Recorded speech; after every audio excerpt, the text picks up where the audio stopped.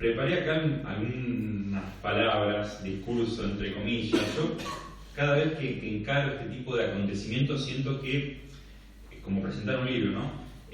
Siento que tengo que arrancar con un movimiento de defensa. Es la típica reacción de alguien que entrevé un peligro, ¿no? De los que se sienten vulnerables. Es necesario reaccionar de algún modo, anticiparse.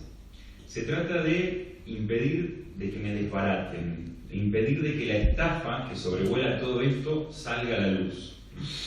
Plinio el Viejo, un autor del siglo I, decía que no hay libro tan malo que no tenga algo bueno. Así que esa frase ya es un alivio. Para mí, me voy a agarrar de esa frase, me viene como anillo al dedo.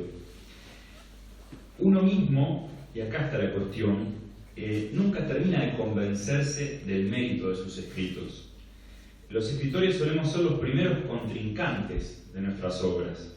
Se trata de una especie de escepticismo que, lejos de ser falsa modestia, es más bien respeto a los verdaderos maestros de la literatura. Me pregunto todo el tiempo si es lícito presentar un libro, si será o no una forma bastante patética de soberbia intelectual. En principio, el hecho de presentar algo siempre subyace una suerte de imposición en el hecho de presentar. Pareciera una manera terrible de aniquilar el azar que hay entre el encuentro del lector con la obra, ¿no? Ese azar tan lindo que se suele dar acá en las bibliotecas, ¿no? Cuando uno va recorriendo anaqueles y de golpe te encontrás con un título o con una tapa que te seduce. Te llama la atención, ¿no? Ese encuentro es fantástico. Y acá en el hecho de presentar pareciera que uno atenta contra ese azar. Por otro lado, uno habla de un texto al que el público todavía no tuvo acceso, ¿no? Eso es como mínimo injusto. Es probable que en pos del marketing, en pos de la venta de ejemplares, se ponderen méritos retóricos inexistentes, tensiones que en la obra quizás nunca se alcanzan, e incluso se remarquen pasajes de incomprobable sensibilidad poética. Ahora bien, más allá de ese temor radical y a la vez general que podría aplicarse a cualquier presentación literaria, hay otro motivo más estrictamente personal que me implica directamente.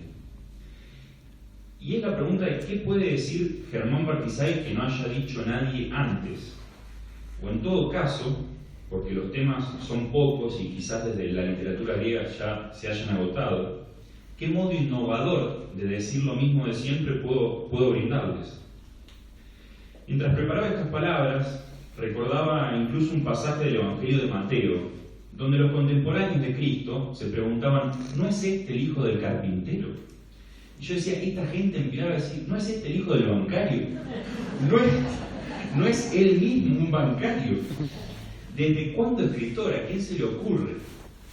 Bueno, se trata de la desconfianza totalmente justificada que surge de la proximidad, ¿no? Esto de que nadie es profeta en su tierra.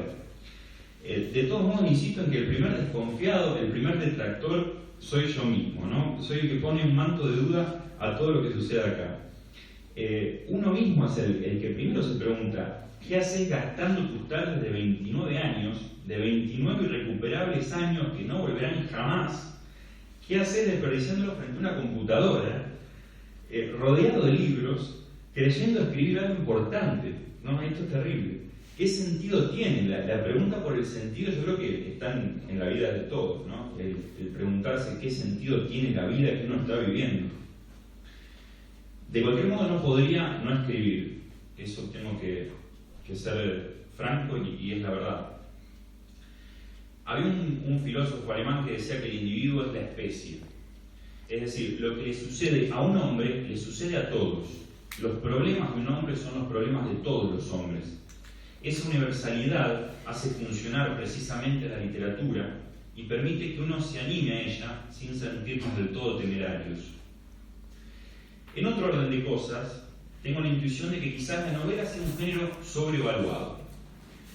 La novela tal como la conocemos es un invento de la modernidad, perfeccionado en el siglo XIX y llevado en el XX a sus límites formales.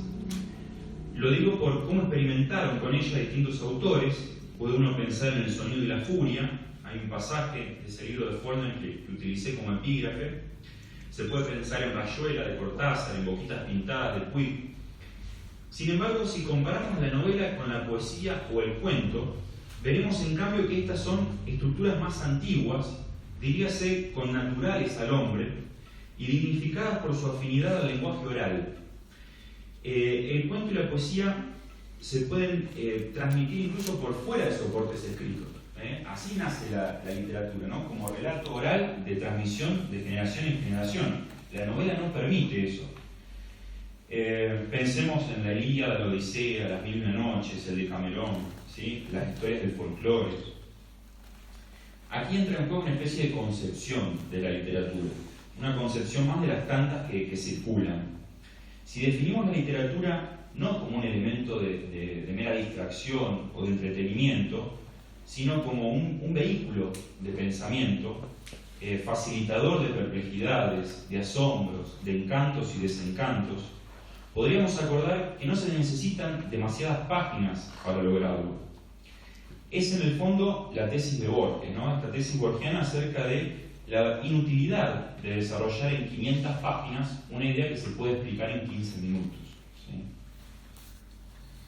Hay una cuestión más de la novela que me genera recelo. Siento que esconde algo pecaminoso, la novela. Es el producto más acabado de la vanidad del escritor, su alarde más descarado. Es que la novela es para el lector, ahora me coloco en la otra vereda, la del lector, ¿no? El género más oneroso. Como lectores nos exige demasiado esfuerzo, numerosas horas de lectura, dejar que se nos queme la comida o que revienten el timbre mientras nos apuramos a terminar un capítulo.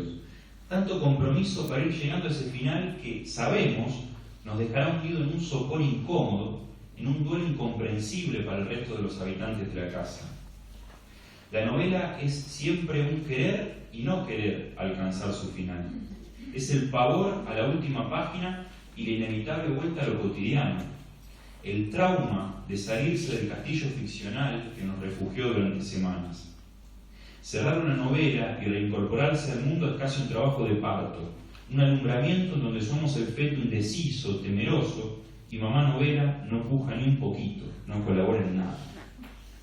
Pero a ciertos lectores la novela los cautiva y tienden a considerar la novela como las grandes ligas de la literatura. Cuando se desliza públicamente que hemos escrito una novela, vecinos y compañeros de trabajo empiezan a respetarte, a tomarte en serio. Te extienden la mano, te miran casi con ojos lacrimosos. Si tuvieran un poco de yeso a mano, yo digo que te dieran un gusto y llamaría al intendente para inaugurarlo.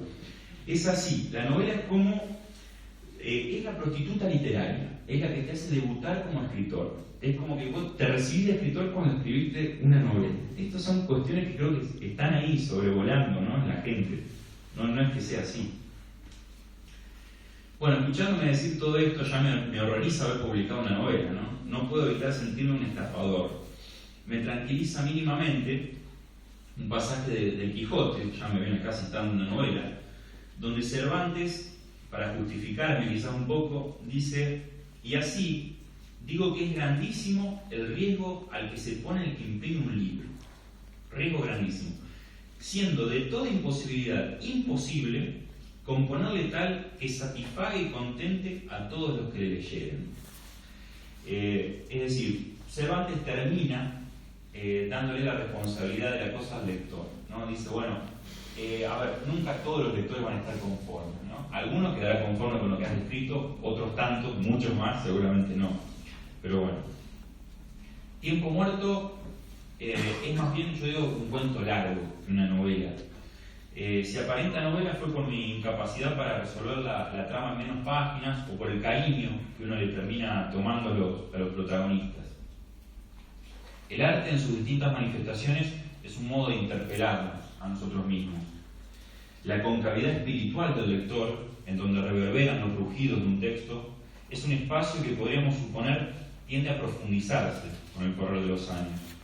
Hay una cueva de saberes, un lago subterráneo que crece en cada uno de nosotros y en el cual el arte es como una piedra que cae y dibuja sus ondas expansivas. Todo texto es una incesante tarea colectiva, una construcción de múltiples actores. En El arco y la lira, Octavio Paz advierte: cada lector busca algo en el poema, y no es insólito que lo encuentre, ya lo llevaba dentro. Si ustedes llegaran a encontrar algo valioso entre estas páginas de Tiempo Muerto, sepan entonces que ya era suyo desde siempre. Bueno, muchas gracias.